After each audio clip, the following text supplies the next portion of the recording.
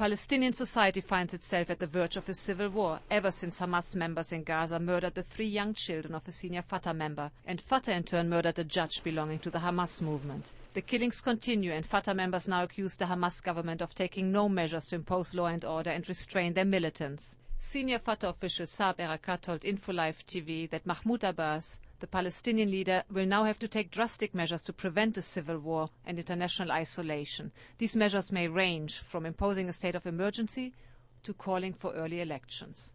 That's a very dangerous degrading towards chaos, towards the unknown, towards our worst nightmare of civil strife and internal fighting. This would lead to families arming, to individuals arming.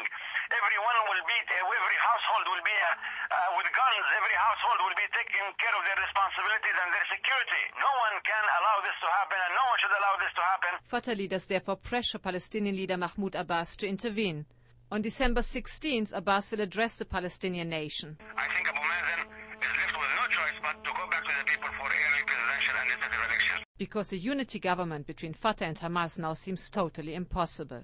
The government happens to have the majority of Hamas, but the government is the government for all Palestinians, and it's the responsibility of the interior minister and the prime minister and the president to do whatever it takes. Fatah leaders argue that the Hamas government has not lived up to its obligations.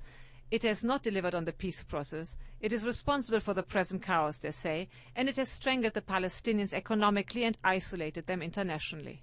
This is the worst chapter in Palestinian modern history. We have ourselves to blame, all of us, and we need to get our act together immediately by restoring law and order, the rule of law, the one authority, and the one gun.